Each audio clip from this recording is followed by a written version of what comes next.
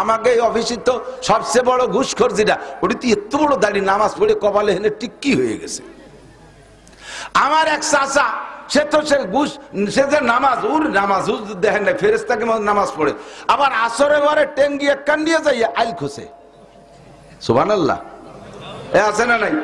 বুড়ো বুড়ো মানুষ, কাম নাই কাজ নাই, সংসার থেকে রিটায়ার্ড ছেলেরা Italy, Australia, France, Japan, German থাকে, আমেরিকা থাকে, বিদেশেতে বস্তা ভরে টাকা পাঠায়।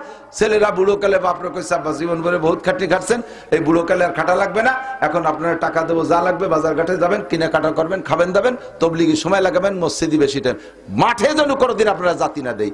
কিন্তু বুড়োর তো কৃষি ফ্যামিলির লোক, জীবন ভরে কৃষি কাজ করতে করতে অভ্যাস হয়ে গেছে, যতই কোটি কোটি টাকা দিক, ওই কুদা টেঙ্গি একখান নিয়ে ডাঙ্গায় না গেলি বাসে না, চকে জাতি হবেই হবে। কাশি একখান নিয়ে কৃষক যারা আছে তারা কথা কর না কেন? আমিও কৃষি ফ্যামিলির ছেলে, বাপের সাথে কাজ করছি বিদায় এই ওয়াজের সিজন না থাকলে আমারও গার মধ্যে জ্বালা ঠায়, ঘাস কাটবো, বুই কোপাবো, এই এটা ওটা করবো, এ না হলে ভালো লাগে না। তো বিকেল বেলা আসরের নামাজ পড়িয়ে মাথায় পাগড়ি, তসবি এক গাছ হাতে, টেঙ্গি একখান নিয়ে যায় উনি, নামাজি মানুষ, আইল গাড়ি দেয়, আইল খসে, তা জিকিরের সাথে সুবহানাল্লাহ আলহামদুলিল্লাহ, কোপে কোপে জিকির, কোপে কোপে জিকির। মাঝখান দিয়ে কত বোন একটা কোপ দেবে না, সব আইল গাড়ি দেবে, জমি বলাবে। 30 বছর পরে এই জমি যদি বুড়ো বেচার সিদ্ধান্ত নেয়, বুড়োরে বলবেন আপনার সাথে কিনা বেচার কন্ট্রাক্ট হয়েছে, কাকা জমি কি মাপে জোপে ঠিক আছে? এই যে 10 কাঠা তো কইলেন, 10 কাঠা কি হবে না? কয় যে বাবা মাপতে যাইও না, ঠকে যাবা না, বলছি 10 কিনে নাও 10, 2 কাঠা বেশি ছাড়া কম হবে না। 30 বছর আইল খুশি, লাস্টে যে জিকির ফিকিরে খুঁজছি, কবে কবে জিকির। তাহলে নামাজও পড়ে, আসরের নামাজের বরাবর এই যে আইল খুঁজে, আপনি যদি বলেন যে আইল খুঁজা থেকে ঠেকায়, নামাজি মানুষ সুদে কারবার করে, আছে না নাই? আছে। হাজারে হাজার টাকা সাথে 1 মণ দান, এই সুন্নত জারি আছে না? হাজারে হাজার টাকা সাথে 1 মণ পিএস, এই সুন্নত জারি আছে। আবার নামাজি 5 ওয়াক্ত নামাজ যে পড়ে, আল্লাহ পাক তারে 5টি পুরস্কার দেয়। 1 নম্বর পুরস্কার, তার রুজির অভাব থাকে না। আমার চাকরিদের দরকার কি, রুজি হলি তো হয়ে গেল। কতক্ষণ মসজিদের ইমাম সাহেব কোন মতে একটু কিরাতখানায় পড়ছে, আইএ বিএ এমএ কোনো সার্টিফিকেট নাই, কোন মতে কিরাতটা শুদ্ধ মসজিদের ইমামতি করে, তার রুজির অভাব আছে?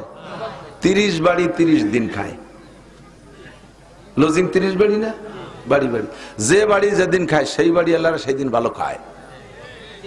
মহিলা স্বামীরে বলেছে, হুজুর মাসে একটা দিন মোটে তুমি যেন পোল্ট্রি ফাঙ্গাস নিয়ে এসো না, 2 কেজি গরুর গোস্ত নিয়ে এসো, সাথে আমরাও খাওয়া নিয়ে একটু দেশি মুরগি নিয়ে এসো, আর ওই বিলির কই আনো, যেন ওই যে ফার্মের কই আনিও না, পারলে 2-4টে শিঙ্গি মাছ নিয়ে এসো, আর ডিম জোগাড় করবানি আমি সব দিয়ে দেশে, ডিম ও ডিম। আরে বাবা কয় কাকি এত বড় ডিম দিয়ে 1 ডিম পারতে 2 মুরগি লাগে, এত বড় ডিম কোয়ানে পারে, দেশি মুরগির ডিম। এই সংগ্রহ করে হুজুরে প্রত্যেকে ডেলি খাওয়ায় ভালো ভালো, 30 দিন 30 বাড়ি খাইয়ে দেয়। আমার মতো শূন্য হুজুর বুড়ি ছেড়ে দিছে, পোশাকও খারাপ না, 1000-1200 টাকা দামের লুঙ্গি পরে, আর এই ফাও কাপড়ের রুমাল এ আছে 20-22 কেন, মহল্লায় যারা বিদেশ থাকে প্রত্যেকে হুজুরে দেয়। তা আমার তো বেঁচে থাকার খাওয়া আর এই পোশাক আশাক, এরপরে আমার কি দরকার আছে? কোটি কোটি টাকার মালিক হয়ে কি হবে? 1000 কোটি টাকার মালিক বাংলাদেশের, ভালো এক কোটিপতি, নাম কব না এখন, সবাই কলি চিনে ফেলবে, এমন একজনের বক্তব্য আমি নিজ কানে শুনেছি। উনি বলেন অ্যারেস্ট হওয়ার পরে যে তোমরা আর কেউ রে ছাড়ো না ছাড়ো, আমারে ছাড়িয়ে দাও, আমার 80,000 কর্মচারীরে বেতন দিতে হয়, আমার 80,000 কর্মচারীর বেতন দিতে হয়। যার টাকা দিয়ে 80,000 কর্মচারী বেতন নিচ্ছে, 4 লাখ 5 লাখ 7 লাখ 10 লাখ পর্যন্ত তার টাকা দিয়ে বেতন নিচ্ছে কর্মচারীরা, নিচে থেকে উপর পর্যন্ত। অথচ ভদ্রলোক নিজে একটা ট্যাবলেট কেনার পয়সা পাচ্ছে না, দিলি অন্যভাবে দেয়া লাগতেছে, কিন্তু ডাইরেক্ট ওপেন ভাবে পাচ্ছে না। কতক্ষণ? তাহলে আমার অত বড় লোকে কিলা বলো। আর আল্লাহর রহমতে শুয়ে রয়েছি একের ভাঙ্গা ঘরের ভিতরে, কানের মধ্যে খিল লাগাই দিয়ে গান শুনতে শুনতে ঘুমাই যাচ্ছে, কানের মধ্যে খিল লাগাই দিয়ে ওয়াজ শুনতে শুনতে ঘুমাই যাচ্ছে। পুলিশও ডাইয়ে বার্তা মাঝে মাঝে, বেশি বেশি মশায় আইসে কানের দ্বারে মোবাইল করে, এর বেশি আর কোনো জয় ঝামেলা নাই, ঠিক কিনা? তাহলে আমার এই রিজিকের অভাব দূর হবে নামাজের মাধ্যমে। কিসের মাধ্যমে? নামাজের মাধ্যমে। যেই পরিমাণ নামাজের মাধ্যমে যেই পরিমাণ রিজিকের অভাব দূর হওয়ার কথা ছিল, নামাজের 5টা স্বভাব, দুনিয়ায় 2টে স্বভাবে দিক তাকান। 1 নম্বরে নামাজে নামাজিকে রুজির অভাব দূর করে দেয়, 2 নম্বরে নামাজে নামাজিকে সকল অন্যায় থেকে ফিরায়।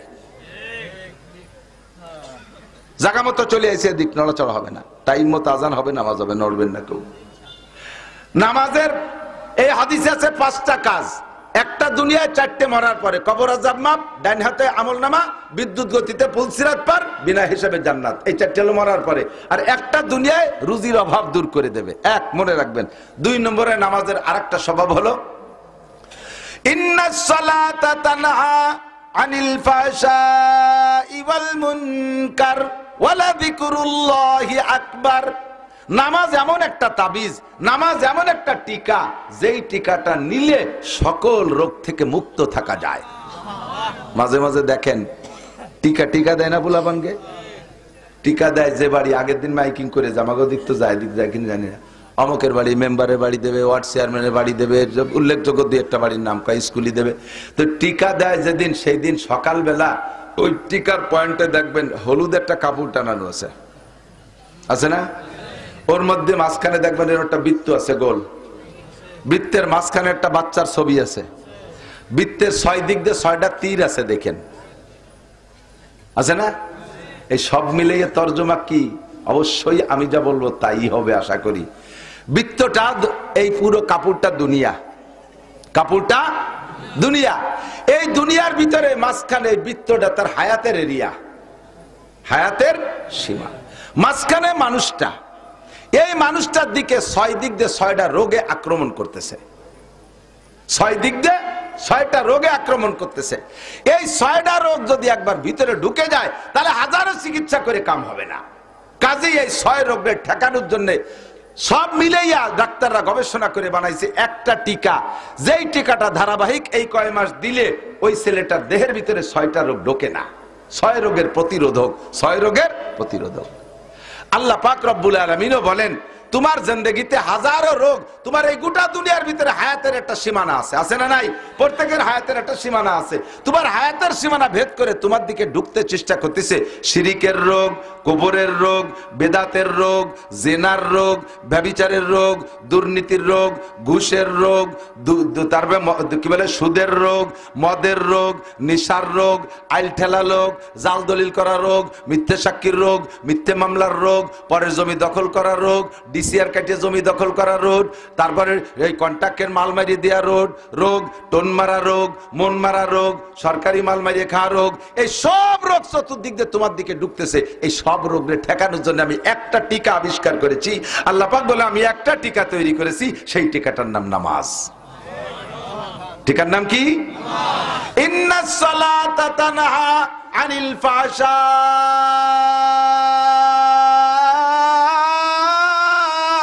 ওয়াল মুনকার। ফাহশারে টানছি কেন? সারা দুনিয়ার যত আকাম আছে সব নিয়েছি ভিতরে। দুনিয়ায় যত ফাহিশ কাম আছে, আকাম আছে, সবগুলোকে দমন করে একমাত্র নামাজ। বলেন একমাত্র নামাজে নামাজিরে ঘুষ খাইতে দেয় না, নামাজে নামাজিরে সুদ খাইতে দেয় না, নামাজে নামাজিকে আইল ঠেলতে দেয় না। আল্লাহ মিথ্যে কথা কইছে? ভালো করে মনে রাখেন। নামাজে নামাজি মহিলারে মাথার কাপড় ফেলাতে দেয় না, নামাজে নামাজি মহিলাকে মুখ খোলা বোরকা পরতে দেয় না, নামাজে নামাজি মহিলাকে অকথ্য ভাষায় গালাগালি কাজাকাজি করতে দেয় না, নামাজে নামাজি মহিলাকে ফালতু কথা দিয়ে ফালতু ছবি দেখতে দেয় না। এর থেকে ঠেকাই ফেলে, কয় যে না মিথ্যে কথা হুজুর। আমাকে এই অফিসে তো সবচেয়ে বড় ঘুষখোর যেটা, ওটি তো এত বড় দাঁড়িয়ে নামাজ পড়ে কপালে হেনে টিক্কি হয়ে গেছে। আমার এক চাচা, সে তো সে ঘুষ, সে যে নামাজ, ওর নামাজ দেখেন না, ফেরেশতাকে নামাজ পড়ে, আবার আসরে বারে টেঙ্গি এক কান দিয়ে যাইয়া আইল খোসে। সুবহানাল্লাহ। এ আছে না নাই? বুড়ো বুড়ো মানুষ, কাম নাই কাজ নাই, সংসার থেকে রিটায়ার্ড ছেলেরা Italy, Australia, France, Japan, German থাকে, আমেরিকা থাকে, বিদেশেতে বস্তা ভরে টাকা পাঠায়। ছেলেরা বুড়ো কালে বাপরে কইছে আব্বা জীবন ভরে বহুত খাটনি খাটছেন, এই বুড়ো কালে আর খাটা লাগবে না, এখন আপনারা টাকা দেবো, যা লাগবে বাজার ঘাটে যাবেন, কিনে কাটা করবেন, খাবেন দাবেন, তবলিগি সময় লাগাবেন, মসজিদি বেশি টাইম, মাঠে যেন কোনোদিন আপনারা জাতি না দেই। কিন্তু বুড়োর তো কৃষি ফ্যামিলির লোক, জীবন ভরে কৃষি কাজ করতে করতে অভ্যাস হয়ে গেছে, যতই কোটি কোটি টাকা দিক ওই কুদা টেঙ্গি একখান নিয়ে ডাঙ্গায় না গেলি বাসে না, চকে জাতি হবেই হবে। কাশি একখান নিয়ে কৃষক যারা আছে তারা কথা কর না কেন? আমিও কৃষি ফ্যামিলির ছেলে, বাপের সাথে কাজ করছি বিদায় এই ওয়াজের সিজন না থাকলে আমারও গার মধ্যে জ্বালা ঠায়, ঘাস কাটবো, বুই কোপাবো, এটা ওটা করবো, এ না হলে ভালো লাগে না। তো বিকেল বেলা আসরের নামাজ পড়িয়ে মাথায় পাগড়ি তসবি এক গাছ হাতে টেঙ্গি একখান নিয়ে যায় উনি নামাজি মানুষ আইল গাড়ি দেয় আইল খসে তার জিকিরের সাথে সুবহানাল্লাহ আলহামদুলিল্লাহ কোপে কোপে জিকির কোপে কোপে জিকির মাঝখান দিয়ে কত বোন একটা কোপ দেবে না সব আইল গাড়ি দেবে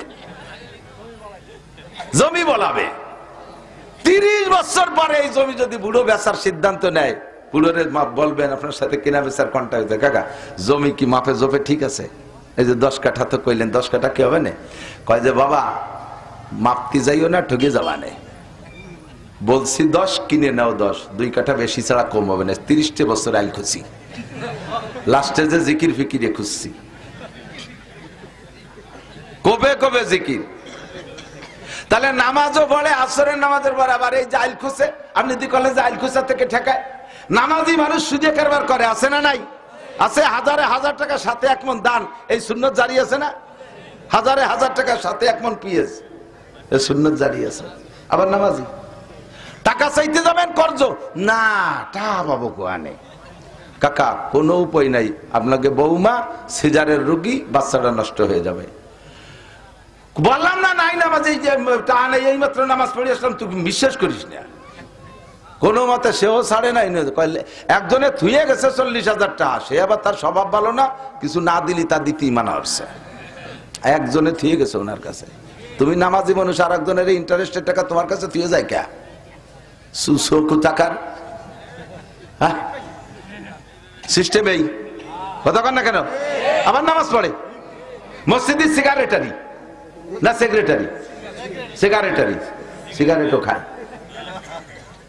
সভাপতি বড় বড় পদ দখল করো নামাজও বড় আকামও করো কেন নামাজ পড়ে আরে বাবা কি ভঙ্গি সঙ্গী চশমা পাই দিয়ে নামাজ পড়ে এরবারে হাই স্কুলে যে যখন মাইয়েকে সিয়ানা মাইয়েকে যখন 500 মিটারের দৌড় হয় সেই সময় চশমার উপরের দিয়ে ভুতু বেচার মতো চাই দেয় আবার নামাজ পড়ে সাড়ে শয়তান কোথাকার শয়তান কামেলো খালি শয়তান আর এটা হলো সাড়ে শয়তান তাহলে নামাজে ঠেকায় তো ঠেকাচ্ছে না ঘটনা কি এবার আসেন আমি জায়গা মতো হাত দেই সময় কম বেশি ভাঙ্গাতে চাপাতে পারবো না চাপানো ছাড়া গেলা লাগবে ওই যে বড় একখান গাড়ি নিয়েছে অনেক টাকা দাম ছোট গাড়ি হলে দাম আছে এই গাড়িটা 50 লাখ টাকা দামের গাড়ি হঠাৎ করে রাস্তায় থেমে গেছে চলে না গাড়ির যা যা দরকার বাহ্যিক সব আছে বডি স্যাসিস নতুন গাড়ি একেবারে লাস্ট মডেল এই গাড়িটা হঠাৎ করে দাঁড়ায় গেছে যেতেই পারে হঠাৎ করে দাঁড়ায় গেছে চলে না কারণ কি ড্রাইভার বুঝতেছে না এই সে আগাগোড়া সব তো আছে চাকা ভালো আছে ইঞ্জিন ভালো আছে এ ভালো আছে ও ভালো আছে বডি ভালো আছে রং ভালো আছে কোনো তাই কম নেই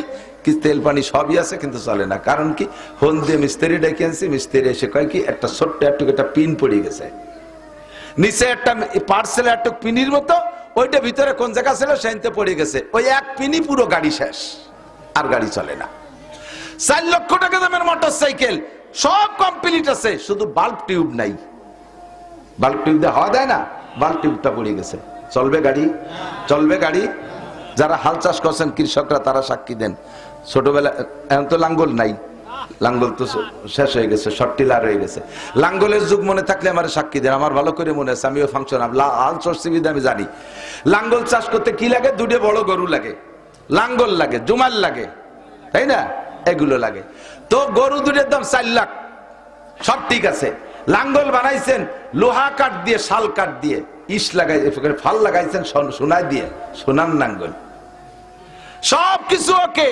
কিন্তু লাঙ্গলের ইস্টা এসে লাঙ্গলের যে জায়গা ঢোকে পিছন দিয়ে একটু একখান খুঁটো দেয় ওর নাম ইস্তে মনে আছে নাকি ইস্তে ভুলে যায় না জানু আমার দায়িত্ব দিয়েছে গোপালগঞ্জের পুরন বাংলা জ্বালাইও রাজধানী ইস্তে একটু একখান ইস্তে সব আছে 4 লাখ টাকার গরু আছে সোনার লাঙ্গল আছে ওই ইস্টা ঢোকছে পিছন দিয়ে ইস্তে দিয়ে ঠেকাইতে হয় ওই খুঁটো টুক নাই খালি শশা যাবে শশা যাবে হ্যাঁ তো বড় গরু রয়েছে সোনার লাঙ্গল ওর টুকে টানতে কি হবে এতেই মেরি দিছে 4 লাখ টাকা দামের মোটরসাইকেল আছে বাল্ব টিউব নাই চলবে না 50 লাখ টাকা দামের গাড়ি আছে একটা পিন পড়ে গেছে চলবে না এত বড় লাঙ্গলের সবকিছু আছে শুধু নাই একটা ইস্তে তাতেই যেমন লাঙ্গল চলবে না সেম আপনার নামাজে সবকিছু আছে আপনার নামাজে সবকিছু আছে মাঝখান দিয়ে ছোট্ট একটা পিন পড়ে গেছে এটা আপনি জানেন না নামাজ শেষ নামাজ একটু বলে দেই বলবো এই যে কথাটা বলবো এর একটা কথার দাম 60 বছর না 60 লক্ষ বছর নফল নামাজ ও রোজার চাইতে দামি। আপনার কেন নামাজে আপনারা ফিরাই না? নামাজ পড়ার পরে আপনার অভাব কেন যায় না? নামাজ পড়ার পরে কেন রুজির বরকত আসে না? আপনার দুর্নীতি কেন, দুর্যোগ কেন যায় না? দুরবস্থা কেন যায় না? আপনাকে অন্যায় দিকে কেন ফিরাতে পারে না নামাজে? আপনি আগে দেখেন আপনার নামাজটার কি অবস্থা। ওযু বানাইছেন, টেপের নিচে পা পাইতে দিয়ে টেপ ছাড়িয়ে দিয়েছেন, পাউ দিয়ে পাউরে ডলি টুলিয়ে এসে দাঁড়াইছেন, 2 আঙ্গুলের সিপার ভিতরে শূন্য রয়েছে, পিন পড়ে গেছে। নামাজের এই নামাজ হয় নাই। নামাজ যদি এই অবস্থা হয় তাহলে সেই নামাজে তো আপনার অন্যায় থেকে ফিরেবে না, সেই নামাজে তো আপনার রুজি দেবে না। তার আগে আপনি পবিত্রতার ভিতরে যাইয়া 90% পাবলিক, 90% নামাজি পাবলিক পেশাবে ঢিলা ব্যবহার করে না। বদনাটা নিয়ে যে জায়গায় কাজ করে দিয়ে 2 আইটি চলে আসে। আটা দেওয়ার পরে যে 2 ফুট পড়লো তা গেল কোহানে? সে জায়গা কি বালতি পাতা আছে? গায়ে লাগছে আর কাপড়ই লাগছে। কোন কোন জায়গা গায়ে লাগছে আর কাপড় লাগছে। নামাজের ফরজ 13টি, জোরে বলেন কয়টি? 1 নম্বরে শরীর পাক, বলেন। 2 নম্বরে কাপড় পাক, 3 নম্বরে নামাজের জায়গা পাক, 4 নম্বরে সতর ডাকা। ঠিক আছে? কত দূর যায় আর একটা হলো তো মুখে তাকবীরে তাহরিমা বলা, বলেন তাকবীরে তাহরিমা বলা। এইগুলো সব ফরজ। আপনার পেশাবে ঢিলা ব্যবহার না করার কারণে পুরুষদের 1 নম্বর ফরজ আর 2 নম্বর ফরজ মার খাইছেন। আপনার তো জানা নাই কোন ফাঁকে পিন পড়ে গেছে, ওযু বানাইছেন সুন্দর করে, কিন্তু কাপড় আর আপনার শরীর নাপাক হয়ে রয়েছে। ওই 2 ফুটা পেশাব লাইগা সকালে 2 ফুটা, ঘন্টার 1 ঘন্টা পর আর 2 ফুটা, তারপরে আবার 2 ফুটা, ডেলি 5-6 বার পেশাব করেছেন। আর এই 5-6 বার 2 ফুটা করে লেগে গেছে। আপনার শরীর নাপাক, কাপড় নাপাক, বলেন আপনার নামাজ হইছে নাকি? আর নামাজ যদি না হয় 13টা ফরজের একটা ফরজ যদি ইচ্ছায় হোক আর অনিচ্ছায় হোক ছুটে যায়, নামাজ হয় নাই। আর যেই নামাজ হয় নাই ওই নামাজের কোনো পুরস্কারও তুমি পাবা না, বরঞ্চ বিপরীত তিরস্কার পাইবা। 1 ওয়াক্ত নামাজ যদি মোটেই না পড়ো বান্দা, তাহলে এই 1 ওয়াক্ত নামাজ যদি তুমি জীবনেও না পড়ো, 1 ওয়াক্ত নামাজ ছেড়ে দিছো, ওইটা ছুটে গেছে, কোনোদিন পড়ে দাও নাই, তার বিনিময়ে তোমাকে 200 কোটি, আরো 30 কোটি, আরো 40 লক্ষ বছর জাহান্নামে পোড়া লাগবে। 1 ওয়াক্ত নামাজ যদি না পড়ো 230 কোটি 40 লক্ষ বছর জাহান্নাম। আল্লাহর কসম, আল্লাহর কসম, নবী যদি সত্য হয় তাহলে আমার ওয়াজ সত্য। ও দোস্ত রে, আপনি নামাজ পড়ার পরে যদি আপনার নামাজ না হয়, নামাজ পড়ার পরে যদি নামাজ না হয়, তাহলে একই পরিমাণ শাস্তি পাইবেন, একটুও কম হবে না।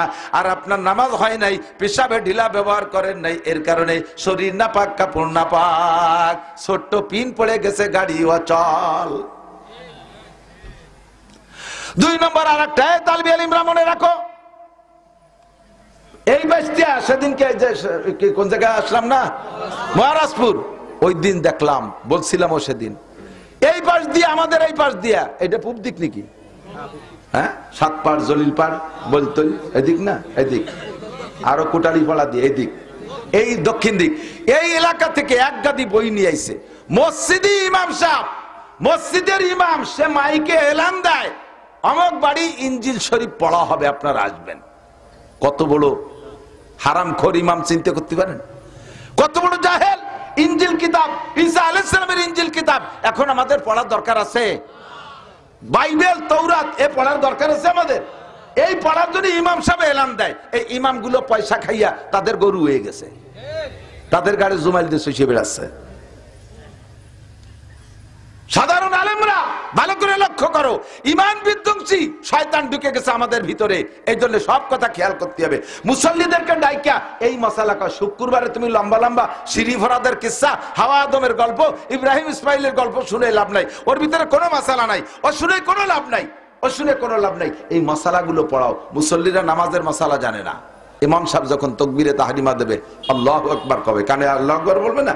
আপনারা মুসল্লিরা, আপনাদেরও মুখে আল্লাহু আকবার বলা ফরজ। আমি সচক্ষে দেখেছি, দেখি পাবলিক মুসল্লি মনে করে কানে হাত দিয়া ফরজ, মুখে আল্লাহু আকবার তো হুজুর কইছে, আমার তো আর কোয়া লাগবে না, মুখ বন্ধ রে বুতুড়িয়ে দাঁড়ায় রয়েছে উপর দিক সেই, মুখে আল্লাহু আকবার বলে নাই। ইমাম আল্লাহু আকবার বলার পরে সাথে সাথে আপনারও আল্লাহু আকবার বলা ফরজ। আপনি যদি মুখে আল্লাহু আকবার না বলে শুধু কানে হাত দিয়ে সানা বাঁধেন, আপনার নামাজ হয় নাই। আপনি তো মনে করছেন নামাজ পড়ছি, নামাজের পরে লাখ লাখ টাকা এসে যাবে, সে পয়সা করে চাইলে নেওয়া আসে না, হুজুর যা করলো আল্লাহ যা করলো, তো মিথ্যে কথাই কইছে। নামাজে বলে রুজির বরকত, তাই তো আগে যা ছিল এমনও তাই, তা কি হলো তাই বুড়িয়া কোনো ফায়দা পাচ্ছেন না বিদায় কয় আগে না পড়ছিলাম ভালো হয়েছিল, পড়িও কোনো উন্নতি নেই, ও পড়বো না, কারণ সে নামাজই তো আপনার হচ্ছে না, তার থেকে ফায়দা পাবেন কি? কতক্ষণ? তাহলে আজকে মাসালা বুঝে নেন, ইমাম আল্লাহু আকবার বলার সাথে সাথে পিছনে পিছনে মুসল্লিরাও কি বলবে? আল্লাহু আকবার। প্রথম তাকবীর বলা ফরজ, এরপরে উঠতে বসতে যে তাকবীর, এগুলো বলা সুন্নাত। আপনিও বলবেন মুখে মুখে, কেন বলবেন না? আল্লাহর নাম না, কেন বলবেন না? ফাঁকে এর মধ্যে ছোট্ট সিকুন পিন মশলাটা কয়ে দিয়ে দিক দেখান। ইমাম সাহেব বড় জামাত নিয়ে দাঁড়াইছে, ইমাম সাহেব একটু টেনে বলছে আল্লাহু আকবার, একটু সময় লাগছে না? ইমাম আল্লাহ আওরে টানতেছে, দিয়েছেন আল্লাহু আকবার। ইমামের আল্লাহু আকবারের আগে যদি আপনার আল্লাহু আকবার শেষ হয়ে যায়, আপনি ওই নামাজে জয়েন্ট সহি হয়নি। ইমাম সহ অন্যদের নামাজ হবে, আপনার নামাজ হবে না। কাজেই আপনি নামাজের পরে কোনো পুরস্কার দুনিয়াও পাবেন না, আখেরাতেও পাবেন না। নামাজের থেকে যা পাওয়ার দরকার ছিল তার যে ক্রিয়া, কিচ্ছুই আপনি পাচ্ছেন না। কথা কি বোঝা গেছে?